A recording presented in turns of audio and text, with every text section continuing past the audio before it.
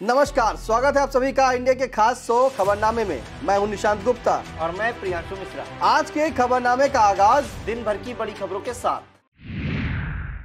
सबसे पहले नजर प्रमुख खबरों पर। मुन्ना भाई की मदद से बना दरोगा ट्रेनिंग में पकड़ा गया।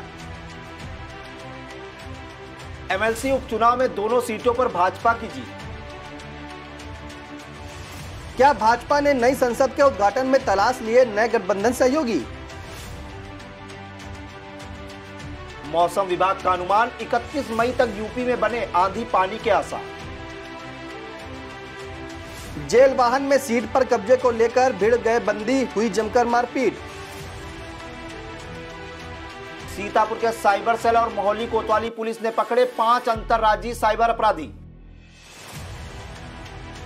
सीतापुर पुलिस लाइन के पास से पटरी दुकानदारों को न हटाने के लिए व्यापार मंडल ने दिया ज्ञापन। लखीमपुर खीरी में डीएम की अध्यक्षता में हुई सड़क सुरक्षा समिति की बैठक। उत्तर प्रदेश फार्मेसी काउंसिल के पूर्व रजिस्ट्रार एवं डीपीए के 17 साल तक महामंत्री रहे डॉक्टर के सचान का रिटायरमेंट 31 मई 2023 को होना है। इसे देखते हुए लखनऊ वन विभाग कार्यालय में डॉक्टर के सचान का सम्मान समारोह आयोजित किया गया। कार्यक्रम में उपस्थित लोगों ने डॉक्टर सचान को शुभकामनाएं दी। इस दौरान उत्तर प्रदेश फार्मेसी काउंसिल के पूर्व चेयरमैन डॉक्टर सुनील यादव, महामंत्री अशोक कुमार, फार्मासिस्ट फेडरेशन के वरिष्ठ उपाध्यक्ष डॉक्टर जेपी नायक, उत्तर प्रदेश संविदा फार्मासिस्ट एसोसिएशन के अध्यक्ष प्रवीण यादव, महामंत्री सुरेंद्र पटेल, क्षेत्रीय मंत्री रामाश्रय राम, बलिया के गणेश यादव आदि के लोग मौजूद रहे। सहारनपुर में गुर्जर गौरव सम्मान यात्रा में जा रहे बागपत जिले के सरधना से सपा विधायक अतुल प्रधान को बागपत पुलिस ने सिसाना गांव में रोक लिया। इस दौरान विधायक समर्थकों और पुलिस के बीच धक्का मुक्की भी हुई। इसके बाद विधायक अतुल प्रधान पुलिस पर तमाम आरोप लगाते हुए दिल्ली सहारनपुर हाईवे पर धरना देकर बैठ गए।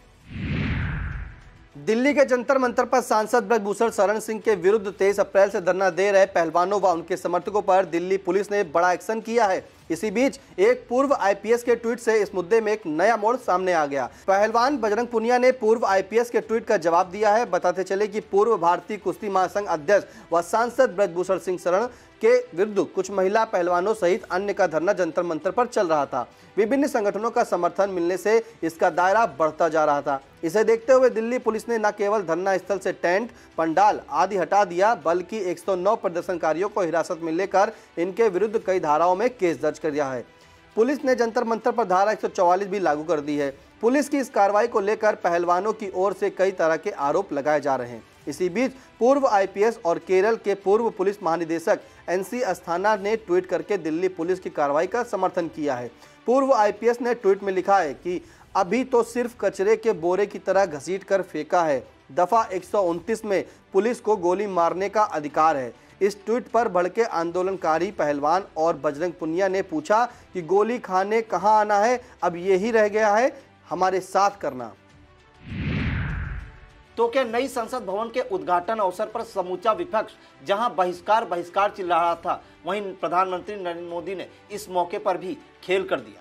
भाजपा विरोधियों ने बहिष्कार मुहिम से जिस विपक्षी एकता को मजबूत करने की बात सोची थी, मोदी ने उसी विपक्षी एकता में सेंध लगाकर 2024 में एनडीए के नए सहयोगी तलाश लिए। रविवार को जिस समय नई संसद का उद्घाटन हो रहा था, उस समय अगली कतार में कई ऐसे चर्चित नेताओं के चेहरे दिखाई दिए जिनके बारे में कहा जा रहा है कि वह 2024 में एनडीए के साथ जा सकते हैं। इन नेताओं में प्रमुख रूप से जनता दल नेता एचडी देवगौड़ा, वाईएसआर कांग्रेस प्रमुख और आंध्र प्रदेश के मुख्यमंत्री जगन मोहन रेड्डी, बीजू जनता दल प्रमुख और उड़ीसा के मुख्यमंत्री नवीन पटनायक तो अग्रिम कतार में खड़े थे।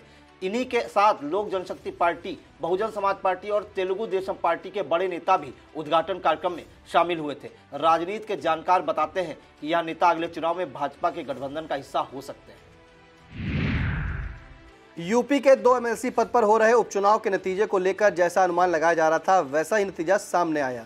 भाजपा ने दोनों सीटें जीत ली हैं। भाजपा के पद्मसेन चौधरी ने सपा की रामकरण निर्मल को 163 मतों से हराया है। पद्मसेन चौधरी को 279 मत मिले, जबकि रामकरण निर्मल 116 मत ही पा सके।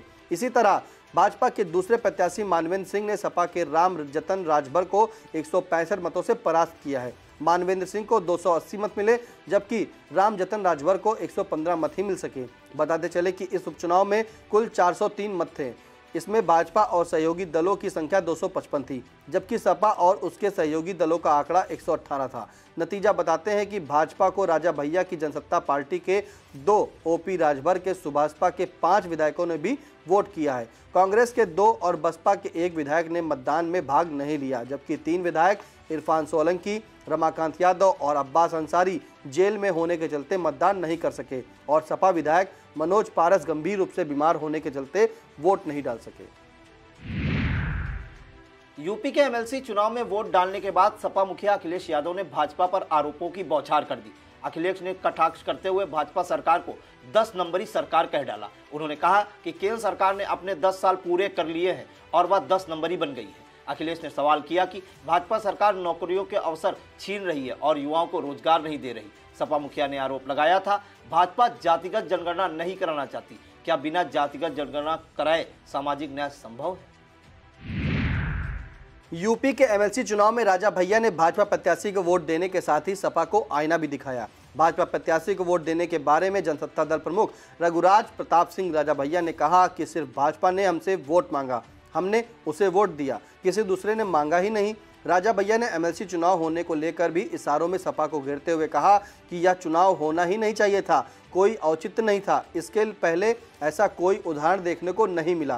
पहले भी उपचुनाव हुए हैं लेकिन ऐसा कभी नहीं हुआ। दरअसल यह कहकर राजा भैया चुनावी गणित के आंकड़े सपा के पक्ष में नहीं होने के बावजूद प्रत्याशी उतारने पर सवाल उठा रहे थे। तो ओपी राजभर ने अखिलेश यादव को बड़ा झटका दे दिया। एमएलसी के 2 पदों पर हो रहे उपचुनाव में चुनावी गणित पक्ष में न होने के बावजूद सपा ने दोनों पदों पर अपने प्रत्याशी उतारे थे। सपा नेता गणित लगा रहे थे कि 109 उनके अपने हैं, 9 विधायक आरएलडी के हैं, 6 सुभाषपा के, 2 कांग्रेस के, 1 बसपा का है और राजा भैया की जनसत्ता पार्टी के 2 विधायक हैं। या तो उन्हें मिलेंगे ही, साथ ही अंतरात्मा की अपील पर भाजपा के भी कुछ विधायक वोट कर दें तो सपा का काम बन जाएगा। लेकिन हुआ इसका उल्टा। राजा भैया भाजपा का गुणगान करते नजर आए तो Subhaspa supremo OP Rajbhar deputy CM Brajesh Pathak के हाथ में हाथ मिलाकर विक्ट्री साइन बनाते हुए नजर आए। हालांकि राजभर ने मतदान को गुप्त बताते हुए खुलकर कुछ नहीं कहा। दूसरी तरफ कांग्रेस के 2 और बसपा का 1 विधायक मतदान से बाहर रहे। एक खबर है कि केंद्रीय आवासन एवं शहरी कार्य मंत्रालय ने स्वच्छ भारत मिशन शहरी के कार्य में बदलाव किया है। मंत्रालय ने निर्णय लिया है कि अब मिशन के तहत शहरों में घूमने वाले आवारा पशु पकड़े जाएंगे। देखने सुनने में तो यह योजना आवारा जानवरों से त्रस्त लोगों के लिए राहत देने वाली हो सकती है, लेकिन धरातल पर उतरकर अमली जामा पहन सकेगी, इसमें संदेह बना हुआ है। कारण है कि इसमें भी आवारा पशुओं को पकड़कर पशु आश्रय केंद्रों या काजी हाउसों में रखने की व्यवस्था किए जाने के लिए कहा गया है, जबकि पूरे यूपी में काजी हाउसों की संख्या नहीं के बराबर है और पशुबाड़ा, गौआश्रय स्थल और अस्थायी गौआश्रय स्थल के नाम पर लाखों करोड़ों खर्च किया जा चुका है, लेकिन नतीजा सिफर ही रहा। सरकारी अमला एक और आवारा जानवरों को पकड़कर इन आश्रय स्थलों में पहुंचा आता है तो दूसरी तरफ वही जानवर अगले दिन नजर आते हैं सड़कों और खेतों में धमा चौकड़ी करते हुए। कहा जा सकता है कि जब तक सरकार गौ आश्रय स्थलों के नाम पर चल रहे घोटालों पर सख्त नहीं होती, तब तक आवारा गौवंश इसी तरह आतंक का पर्याय बना रहेगा।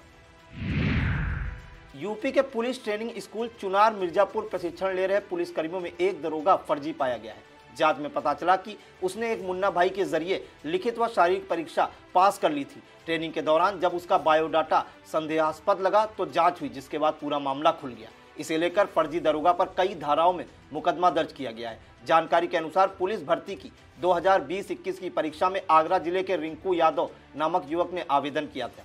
जांच में पता चला कि रिंकू की जगह पर लिखित शारीरिक परीक्षा देने वाला कोई दूसरा था। पुलिस ने रिंकू के साथ उस अज्ञात के विरुद्ध भी केस दर्ज किया है। आयकर दाताओं के लिए यह खबर उनकी जानकारी बढ़ाने वाली है कि आयकर विभाग अब नई जांच की तैयारी में है। इसमें ऐसे आयकर दाताओं की अनिवार्य जांच की जाएगी जिन्होंने विभाग द्वारा जारी नोटिस का अब तक जवाब नहीं दिया। साथ ही उन मामलों की भी जांच की जाएगी जहां कर चोरी के मामले में कोई ठोस जानकारी प्राप्त होगी। वक्त तो चला एक छोटे से ब्रेक का। आप देखते रहिए खबरनामा।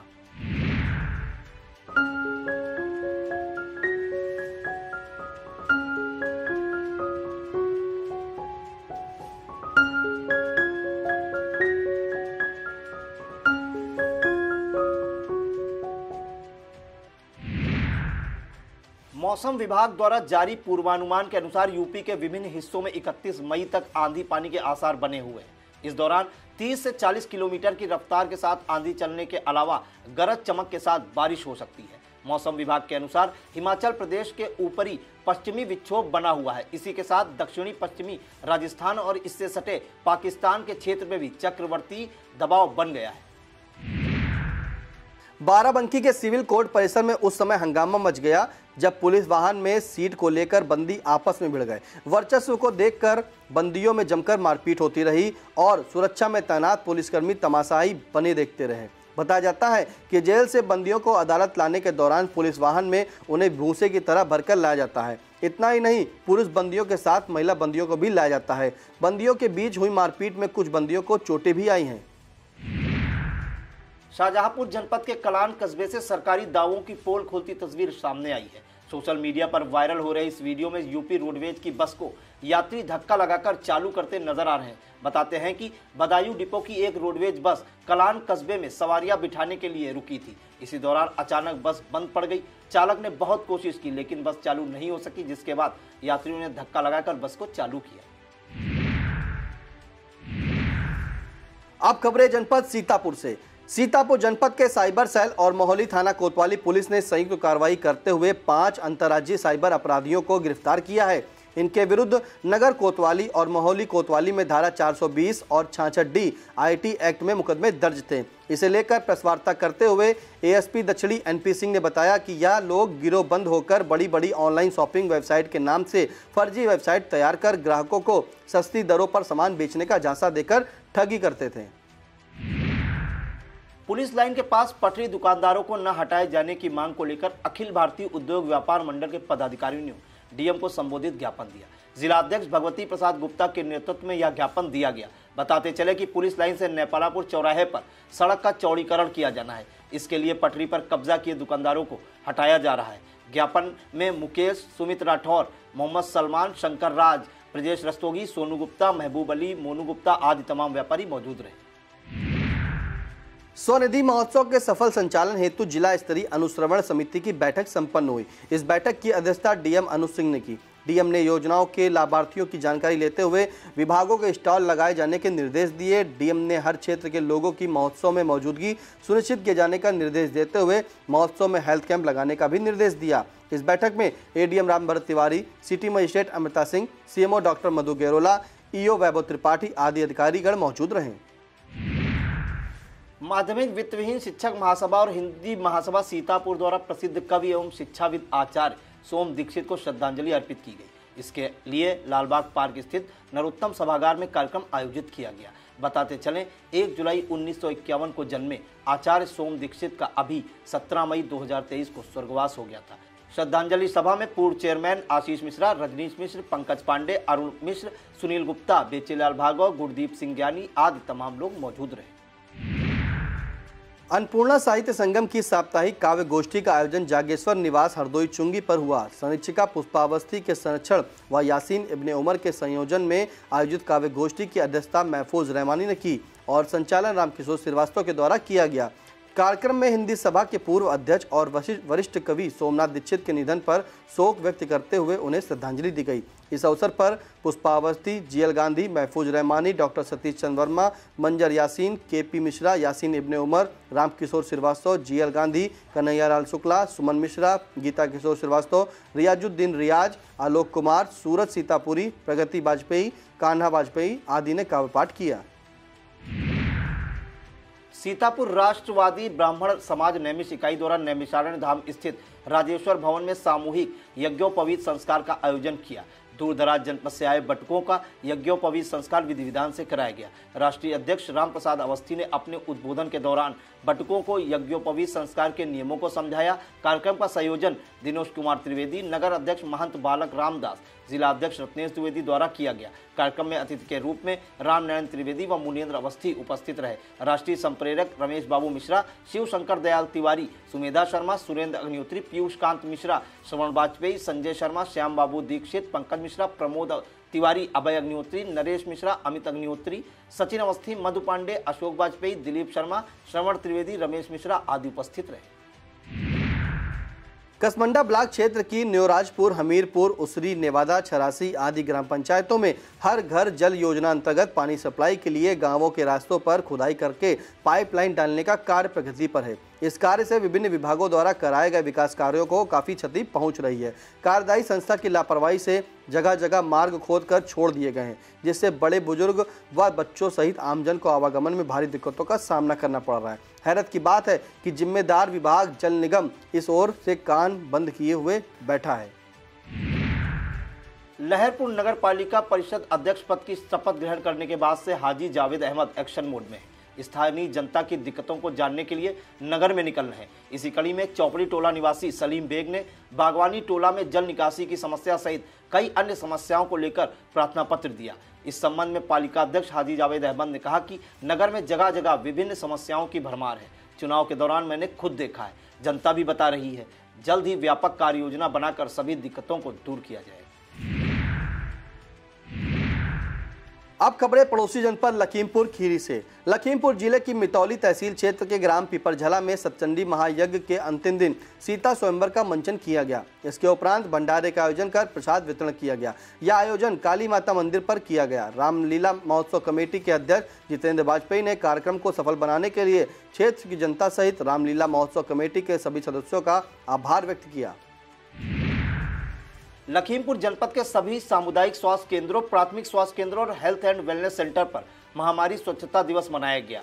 कार्यक्रम के नोडल अधिकारी एसीएमओ डॉक्टर वीसी पंत ने स्वच्छता के बारे में लोगों को जानकारी दी। जिला महिला अस्पताल सहित जनपद के सभी सामुदायिक स्वास्थ्य केंद्रों, प्राथमिक स्वास्थ्य केंद्रों और हेल्थ एंड वेलनेस सेंटर पर जागरूकता कार्यक्रम आयोजित किए गए। उन्होंने बताया कि KGBV Behjam Kheri, Guru Nanak inter college गोला में डॉक्टर रजिया व काउंसलर आरकेएसके टीम सहित कस्तूरबा गांधी विद्यालय फैमिली हेल्थ काउंसलर शालिनी द्वारा कार्यक्रम आयोजित किए गए।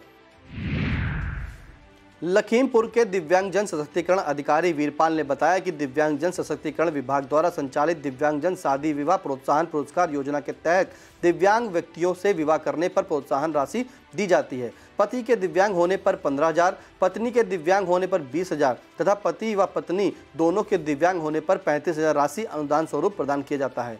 इसके लिए जरूरी है कि दोनों दंपत्ति प्रदेश के मूल निवासी हों। दंपत्ति में पति की उम्र 21 वर्ष से 45 वर्ष तथा पत्नी की उम्र 18 वर्ष से 45 वर्ष से अधिक नहीं होनी चाहिए। लखीमपुर जिलाधिकारी महेंद्र बहादुर सिंह की अध्यक्षता में सड़क सुरक्षा समिति की बैठक हुई।